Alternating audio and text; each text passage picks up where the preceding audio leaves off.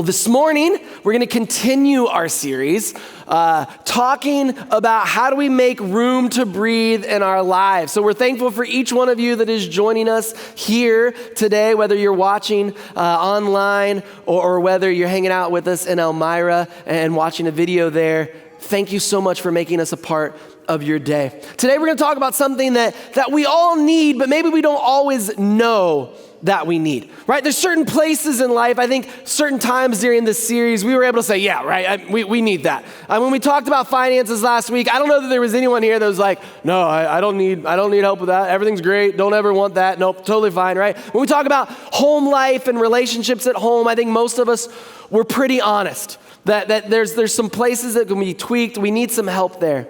But one of the things I don't know that we talk about all that often, and maybe we need to talk about more, is when we need to make this room in our lives for friendships and relationships.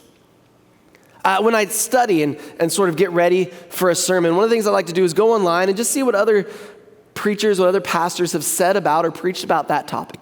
And what I found was there's not a whole lot of sermons on having Christian friendships in the church, mutually edifying, helpful relationships that build each other up, move one another forward. We just don't talk about that a lot. And I don't know whether it's we just don't think we need it or it's just not something that we love to discuss, but it's something that's important to who we are as people. And it's something I think sometimes we take for granted.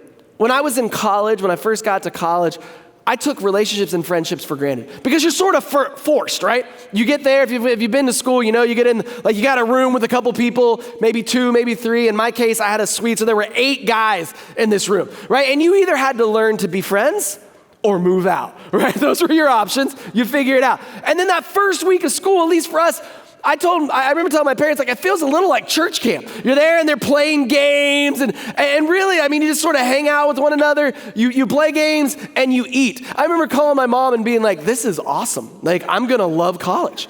We just hang out, play games and eat. And she's like, we are not paying for you to help play games, so. But I just assumed that's the way life was going to be.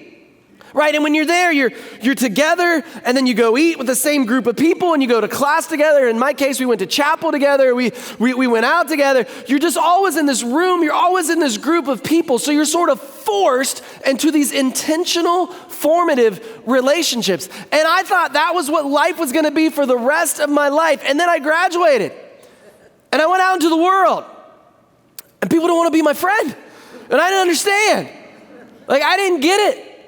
And I got lonely because this place that I was at, I had taken for granted the relationships I had built. If you talk to most young people today, they're going to tell you that Jesus' most amazing miracle, it was not walking on water, it was not turning water to wine, it was not even raising someone from the dead. It was having 12 close friendships in his 30s. How is that even possible? Truly, you are the Son of God, There's no way. And so we sort of put this on the back burner. We sort of put this on the shelf. We think about all the other stuff that we need. We got to work hard. We got to work on our relationship. We got kids. We got finances. We got all this stuff going on. And we don't make room for the relationships that are necessary for us to thrive. We may be able to survive, but we will never thrive without making room for true, meaningful relationships. If you have your bulletin, you can open it up. We'll have an outline in there. The passage that we're about to read from really agrees with this. It explains why this is important and what this looks like for us. The author of Ecclesiastes starts to tell us in chapter 4, we're going to read through verses 9 through 12. You can open up your Bible if you want, turn on your app, or we have it on the screen. This is what it says: 2 are better than 1, because they have a good return for their labor.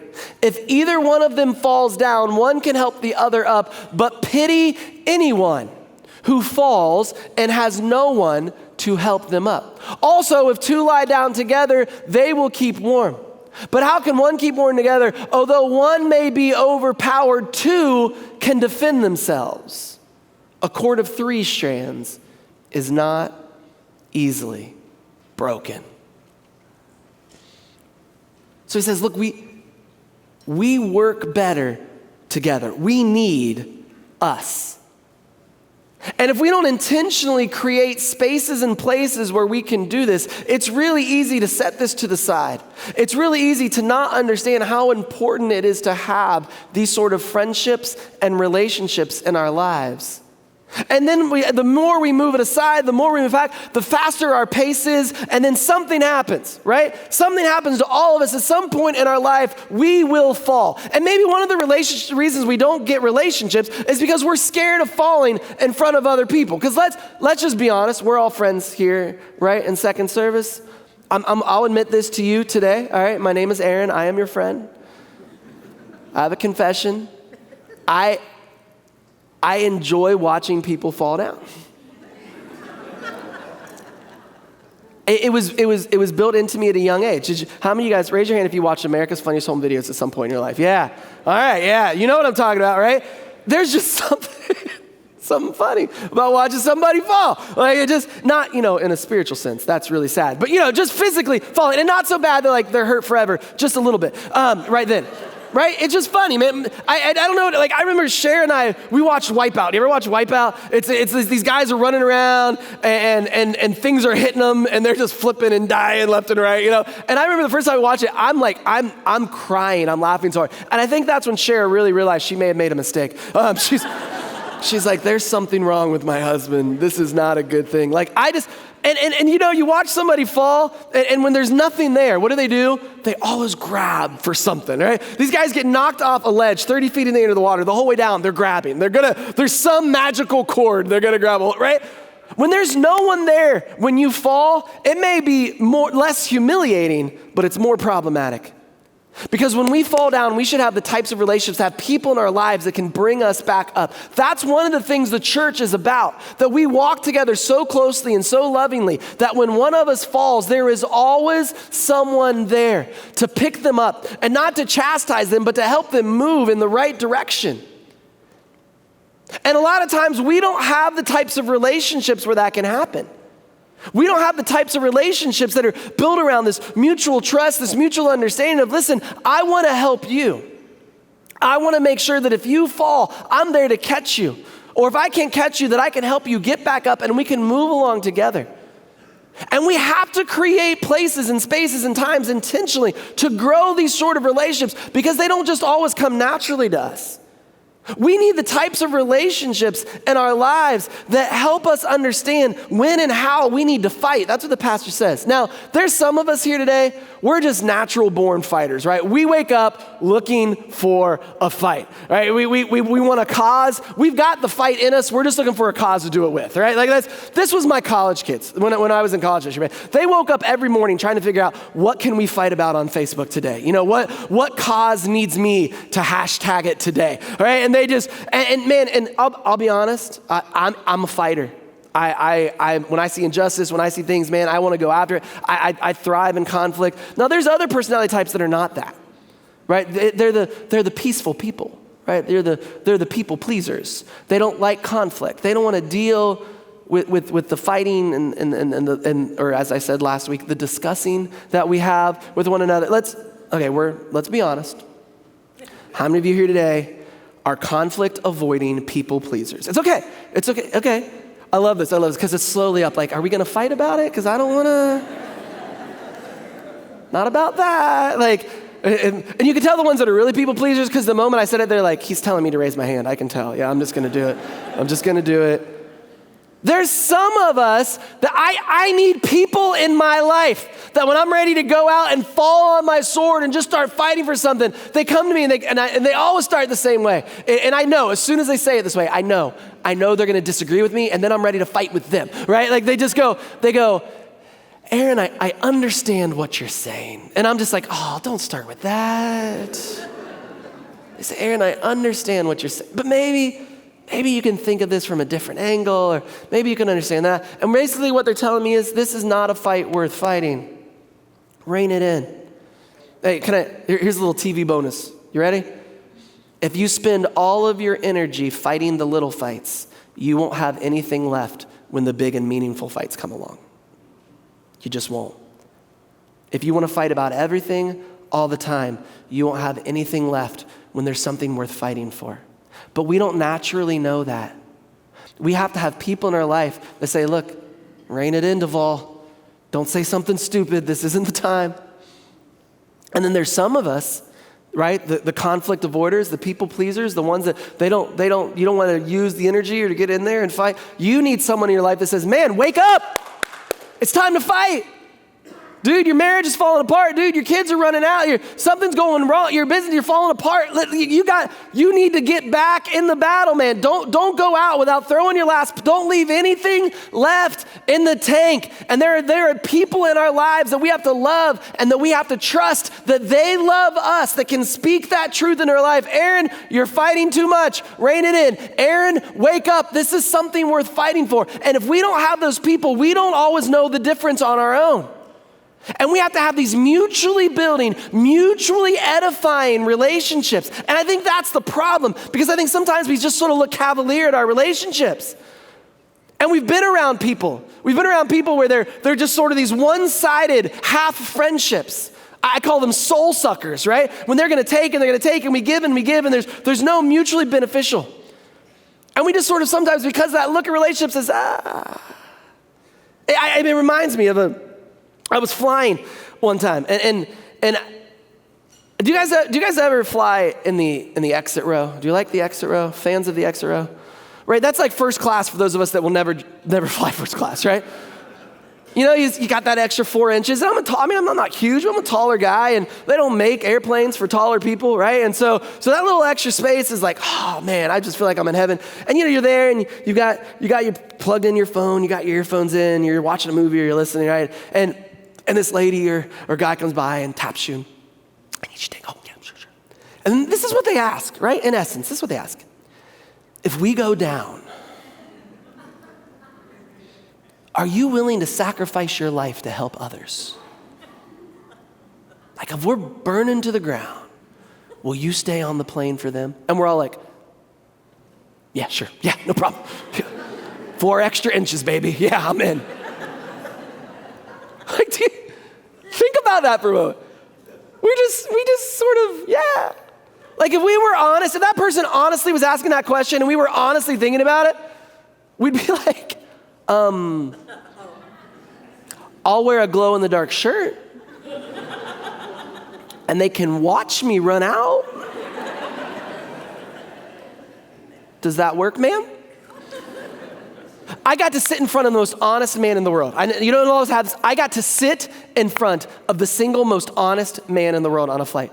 We sit down, he gets in the seat. I'm actually in the row in front of the extra row, right? Which is the worst row because you can't put anything back. But anyway, so I'm in this row and I'm sort of sitting there waiting, and the lady taps everyone. It's a smaller plane. I don't know if it was 2 or 2 or 2 and 1, but it was a smaller plane. And he's sitting there and she goes, now, in case of emergency, are you willing to help people off the plane? And he looks at her and he goes, nope. And I was like, is that an option? Like, I am blown away. I turn around like, what's gonna happen next? Right? Like, and she's like, you can tell, man, they did not go over this in flight attendant training. She's like, pardon? I'm sorry, what? She's like, sir, if something happens, are you willing to help people off? And he's like, no, thank you though. So then, like, she's starting to get it back. She's getting a rhythm. She's like, oh, well then, would you be willing to switch a seat with someone else that was? He's like, oh no, I'm fine, thank you. And she starts pacing. Like, she's just like, she doesn't know what to do. She doesn't know who to talk to. I was like, ask the captain. Maybe he knows. I don't know. Like, I didn't know how to help her. And she comes back and she's like, sir, you said no. And he's like, uh-huh. She's like, well, then you have to move. He's like, no, thank you. And now I get out my phone because I'm like, somebody's going to get drug off the plane. And I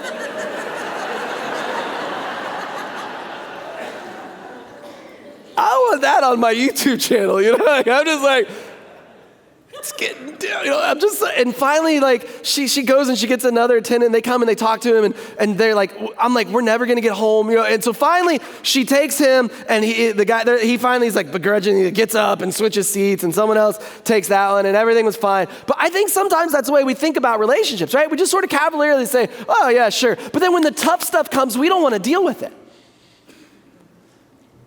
When the really tough actual questions start to happen, that's when do we really want to lean, have we really poured into one enough that we can deal with this stuff? And that's the types of relationships we're talking about. Because there is not one of us that was created to be alone. We are created for relationships. We are created for relationships. We see this in the very first book of the Bible. Adam's doing his thing by himself. He's in perfect harmony with God, right? He's in perfect harmony with himself. He's in perfect harmony with nature. He can do what he wants, when he wants, because he wants. He can wear or not wear whatever he wants. He doesn't have to worry about anything. Everything's going great. He's like the most spiritual man on earth. It's just him and God. Have you ever, when people tell me, oh man, I'm spiritual, it's just me and God. Everything's fine. You know when I'm the most spiritual? When I'm by myself. When I'm by myself, I can be a perfect Christian. And then I get around you people. I mean, not you people. Third service people. But you know what I'm talking about, right? You know, right? Like when I'm by myself, I feel pretty good. I don't disagree with what I'm saying. I don't try my patience. I don't say stupid things that I need to correct, right? I don't worry about any of that. There's never a time when I'm by myself that I'm like, man, when I'm by myself and it's just me and Jesus, everything's fine. And when you're by yourself, you get a false sense of security about who you are. It takes people to start to bring that stuff to the surface. And that these relationships can get messy. I'm not saying it's easy. Relationships are messy because people are involved. And people are messy. And it's not perfect, but it's worth it. We are not created to be alone. We were not created to do spirituality alone. We were created to be with one another. Right with Adam, we see it. God looks down and sees Adam where everything seems to be going well. And in Genesis 2:18, it says, the Lord God said, it is not good for the man to be alone. We were created to be in relationships. We were created to have people around us that when we fall can pick us up. We were created to have people around us to say, man, you got to get in the fight, and I'm going to fight with you. Or, hey, hold up. The passage says that we were created to be with individuals, that when we're cold and we're lonely, that bodies can get together and have warmth. Where not just one benefits, but both. These are important. This is why we have community groups here at Victor. We don't have community groups because we like to check off a list, right? We don't have community groups because it's what everyone else is doing. We have community groups because it's a place, we have to create spaces and places to intentionally come together to have these kind of relationships. They don't just show up.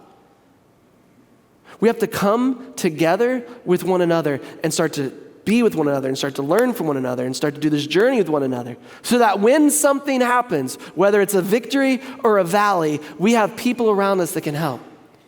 That's why we do this. Like I don't talk about community groups so that when I go to staff meeting on Monday, I go, Pastor Paul, check, we have 1,350 people, right? My dream for us as a church is that everyone here has a group of people around them that supports them like this. That every individual, now for some of you, that's going to be 2 or 3, and that's enough. You don't need any more, right? Thinking about any more than that makes you sweat a little bit. Some of you, you're like me, you're a little bit more extroverted, right? And shaking hand times is like Pokemon catching. Like you got to have them all right? You got to catch everyone you can. You want all the relationships, all of them, right? Like, and listen, but while not all of us needs them all of us need some. Every one of us needs people in our lives. That's why we have these. And we have them for all stations of life. You're a mom and you got kids and you want to hang out with other moms so you can talk about how horrible your toddlers are, right? We got mops, you can do that. You get together and you can hang out and you can, man, this was great, man, this was right. We got groups for people that are single individuals that just want to have a relationship with some other people that are in a station. Let's say you're a parent with kids and you and your husband, you want to go and be with other parents that have kids and you just want to be together, or maybe you want to learn how to be a better family, a better parent. There was an old television ad, I don't remember when Apple came out, it says, you want to do this? We've got an app for that. You want this? We've got a group for that. It's in your bulletin, right? You open up, boom, program. It's got a list of all these things that why do we offer those? Because we want you to do life together. We are better together. We need us. And we make it easy. We make it easy because I know if I make it hard, you won't do it. We make it easy right now. You can literally, right now, how many of you guys have your phone on you? If you have your phone. Bunch of liars. I know you have your phone. You're like, I'm not going to show him his phone. He's going to make us put in a box. I know it's happening. I know he thinks we're on our phones. I know what's going on. You can literally right now, while I'm speaking, I won't even be mad. You can literally right now get on our app, or you could get on a church, the church center, if you check in your kids, and you could sign up for a group right now before you leave, which may be a good idea because by the time I'm done today, other people are going to do it, and the good groups are going to fill up. And if there's all filled up, you're going to have to start one for somebody else. You can go online. As soon as you get home, you can go online. You can get on and say, look, this is what I need. We all need this. We all need this room to breathe. And I know it almost sounds counterintuitive because you think, I need more space in my life. So what am I going to do? Add more relationships? What you hear is, man, I need more space in my life. I'm going to cut these people out of my life. I need room to breathe means get them away. But the problem is when we do that, we always fill it with something else. We make this room and then we fill it with something else. And most of the time it's not stuff that's helping us. We fill it with more work. We fill it with more activities. We fill it with cleaning the house or washing. We put all this stuff. And what we hear sometimes is, great, I want to have room to breathe. I want to have margin in my life so I can do more stuff. Room to breathe isn't about being more productive, but more present. That when we start to order our lives in a certain way, we start to appreciate the things that we have. We didn't talk about room to breathe in finances so we can all get a bunch of money. We talk about room to breathe for finances because when we start to order our lives in a certain way, we realize that the money we have is enough. We start to appreciate the moments of life when we number our days, as Pastor Paul said. We start to appreciate these moments of life with our family. We start to realize how important they are. And when we start to talk about relationships and friendships and groups, while it seems like we're adding something, what we're actually doing is saying, listen, if you order your life around these meaningful, helpful, mutually edifying relationships, life will go better. Is it always easier? No. Is it messy sometimes? Absolutely. Is it better? No doubt. Because we're created for it. And we're not talking about just being more productive. We're talking about being more present. The passage right before the one that we read in Ecclesiastes, the guy starts talking about things that are meaningless. If you read through Ecclesiastes, it can kind of be depressing. I don't know if you've ever read through it. He's like, everything in life's meaningless. I'm at the end of my rope, and he's like the original emo singer. All right, he's just angry bangs and guy liner. I mean, he's just depressed, and he's singing about everything that's horrible. And this part, I don't mean this not to be encouraged, but he's basically come to a place where he's realized if you work a bunch and you need to make time for the other stuff in life, it's not worth it. And this is what he says. He goes, again, I saw something meaningless under the sun.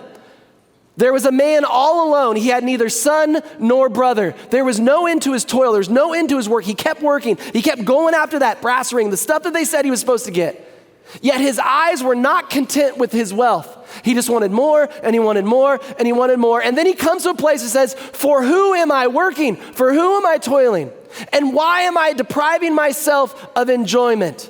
This too is meaningless, a miserable business. He was being more and more productive and less present. And he finally came to a place in his life where he asked a question I think we all ask at some point. Why am I doing all this? What is this worth to me? What is the value in this stuff? He had all the toys in the world and no one to play with. He had all the money he could have and no one to spend it on. And he comes to the end of his life and he looks back and he says it was meaningless. It wasn't worth it. He said, I made no time I had no margin. I had no room to breathe, and I suffocated myself.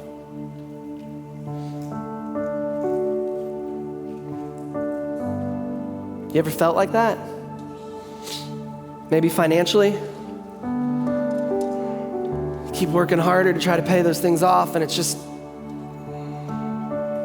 maybe in your homes, your marriages, we haven't ordered our life properly, so those closest to us take the back seat. Maybe right now it's just relationships. You're lonely, and you don't know what to do. And you need that mutually beneficial coming together, helping one another, walking alongside each other, grabbing each other when we fall, fighting for one another type of relationships.